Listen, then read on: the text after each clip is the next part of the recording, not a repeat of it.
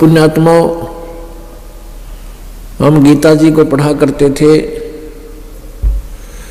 प्रतिदिन उसका स्वाध्याय भी किया करते थे,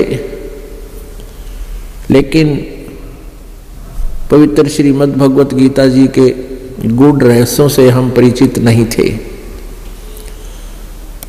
परमेश्वर कबीर जी के ज्ञान से उस अज्ञान का मोतियाबिंद हट गया, ऑपरेशन हो गया, और अब हम परमेश्वर की रोशनी से, परमेश्वर के ज्ञान की रोशनी से हम इन सदग्रंथों के गूढ़ रहस्यों को ढूंढने में सफल हुए। गीता ज्ञान दाता ये ब्रह्म है, ये काल है। इसने श्री कृष्ण जी के शरीर में प्रवेश करके प्रेत की तरह ये ज्ञान बोला, और परमेश्वर कबीर जी ने इस ज्ञान का पहले ही जो है अनुवाद सही किया हुआ था, पहले ही बता रखा था, लेकिन हम समझ नहीं सके क्योंकि हमारे पूर्वज जो थे वो अशिक्षित थे, अक्षर ज्ञान नहीं था, और जो संस्कृत भाषा जानने वाले थे वो एक ही वर्ग था, और अन्य को संस्कृत पढ़ने का अधिकार नहीं था। जिस कारण से परमेश्वर ने जो ज्ञान कहा था 600 वर्ष पूर्व, उसको उन अज्ञानी ऋषि, महर्षि और गुरुओं ने हम तक नहीं आने दिया। हमें ये कहकर के मिसगाइड किया, भ्रमित किया कि कबीर अशिक्षित है, कबीर जी को संस्कृत भाषा नहीं आती है, पवित्र वेद और पवित्र गीता, पवित्र 18 पुराण, ये सभी संस्कृत भाषा में लिपिबद्ध हैं। इसलिए कबीर जी सदग्रंथों को नहीं जानते, और हम जो कह रहे हैं वो नकली गुरु ब्राह्मण कहा करते कि हम जो बता रहे हैं ये सत्य है। तो उस समय तो उनका दांव लग गया, और वो पूरे विश्व को, यानी पूरे मानव समाज को, हिंदू समाज को इन नकली गुरुओं ने भ्रमित कर दिया। आज परमात्मा के द्वारा दिया गया वही ज्ञान सभी सदग्रंथों से मेल खाता है, और पवित्र वेद, पवित्र गीता जी, पवित्र पुराण परमात्मा के द्वारा बताए गए उस 600 वर्ष पूर्व ज्ञान के समर्थक हैं। अब इनसे हमें क्या लाभ होगा कि हम परमात्मा को पहचान सकेंगे, हम उस परमात्मा के पाने की विधि का भी निरीक्षण कर सकेंगे। और अब हम शिक्षित हैं, सदग्रंथ अनुवादित हैं। अनुवाद भले ही उन्होंने किया है जो संस्कृत भाषा के जानने वाले हैं, फिर भी गूढ़ रहस्य ऊपर आए हैं। उन्होंने बहुत सी कोशिश की है अपनी अधूरी सोच से उन सदग्रंथों के अनुवादों में गड़बड़ी करने की, लेकिन परमात्मा के ज्ञान से आज हम उनको, उनके द्वारा किए गए उस अनर्थ को हम अच्छी तरह समझ सकते हैं। उदाहरण के तौर पर गीता जी अध्याय नंबर 7 के श्लोक नंबर 18 में अनुत्तम शब्द को इन्होंने अति उत्तम अर्थ कर दिया। किन्होंने? जिन्होंने गीता जी का अनुवाद किया हुआ है इस दास से पूर्व। उनकी बुद्धि यहाँ तक अड़ी रही कि ये परमात्मा अपने से और किसके विषय में कह सकता है, और अपनी साधना को अनुत्तम नहीं बता सकते। इसलिए अनुत्तम का अर्थ उन्होंने अति उत्तम कर दिया, जहां से पूरी गीता का भाव ही बदल गया।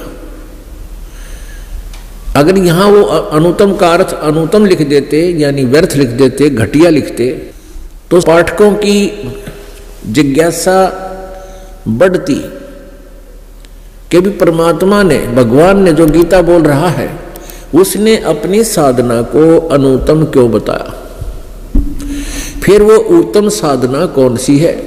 जब इन्होंने अनुत्तम का अर्थ ही अति उत्तम कर दिया तो श्रद्धालु पाठक इस बात पर ज्यादा जोर नहीं दे सके अपने दिमाग पर, उन्होंने यही मान लिया अनुत्तम माने अति उत्तम ही होता होगा। क्योंकि परमात्मा अपने से अतिरिक्त किसके बारे में अनुत्तम कहे, यह बात न्यों बिगड़ी। गीता जी अध्याय नंबर 18 के श्लोक नंबर 66 में गीता ज्ञान दाता कहता है, अर्जुन यदि तूने उस परमेश्वर की शरण में जाना है तो सर्वधर्मान परित्यज्य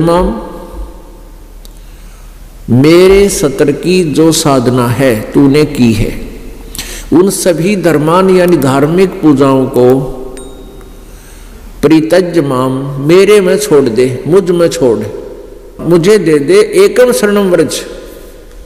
फिर एकम माने जिसके बराबर दूसरा ना हो, अद्वितीय। फिर उस एकम माने अद्वितीय यानी उस परमेश्वर की शरण में व्रज माने जा। सर्वधर्मान परित्यज्य एकम शरणम व्रज अहम तवा सर्व पापेभ्यः मोक्षामि मा शुच। गीता ज्ञानदाता कहता है कि सभी मेरे सतर के जितने भी धार्मिक अनुष्ठान तूने किए हैं, कौन कौन से हैं? ब्रह्म सतर के ब्रह्म कहो चाहे काल कहो, ब्रह्म सतर के जो साधना है ओम नाम का जाप है, और ये पांचों यज्ञ हैं। एक यज्ञ है धर्म की, दूसरी यज्ञ है ध्यान, तीसरी यज्ञ हवन की, चौथी यज्ञ प्रणाम, और पांचवी यज्ञ है ज्ञान। इन पांचों यज्ञों का जो अनुष्ठान है और साथ में ओम नाम का जाप है, ये ब्रह्म तक की पूजाएं हैं, धार्मिक साधनाएं हैं। तो गीता ज्ञानदाता कहता है कि ये जो जैसे हम 3 नाम का जाप जपते हैं, गीता जी अध्याय नंबर 17 के श्लोक नंबर 23 में कहा कि ओम तत्सत इति निर्देश है ब्रह्मण त्रिविध समर्थ है। ब्रह्मण माने सच्चिदानंद घन ब्रह्म यानी परम अक्षर ब्रह्म का ओम तत्सत, ये 3 मंत्र का, इस 3 नाम के जाप का निर्देश कहा है। 3 प्रकार से इसकी विधि, 3 प्रकार से इसका जाप है, 3 प्रकार से इसकी साधना की विधि है, और ये है उस परमात्मा के पाने का अनुष्ठान जप। अब उसमें ओम नाम तो क्लियर है, ये ब्रह्म का जाप है, और तत् और सत ये सांकेतिक शब्द हैं। ये तत् जो मंत्र है ये परब्रह्म का जाप है, अक्षर पुरुष का, और ये गुप्त है, सांकेतिक है, ये दास बताएगा, तत् नहीं। तत् तो एक संकेत है, उसका कोड वर्ड है, और वास्तविक मंत्र कोई और है। और सत ये परम अक्षर ब्रह्म का, जो गीता जी अध्याय नंबर 8 के श्लोक नंबर 3 में जिसके विषय में कहा है, गीता ज्ञानदाता ने, अर्जुन ने पूछा था 8वें अध्याय के प्रथम मंत्र में कि अर्जुन हे भगवान, आपने 7वें अध्याय के 29वें मंत्र में जिस तत्व ब्रह्म के बारे में जानकारी दी है, तो वो तत्व ब्रह्म कौन है, क्या है? उसका उत्तर दिया है 8वें अध्याय के 3रे श्लोक में गीता जी में कि परम अक्षर ब्रह्म है।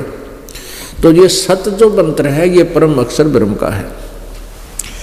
तो यहां गीता ज्ञानदाता 18वें अध्याय के 66वें श्लोक में कहता है कि तूने उसकी शरण में जाना है तो ओम नाम का जो जाप और 5 यज्ञ ये मुझ में छोड़ दे।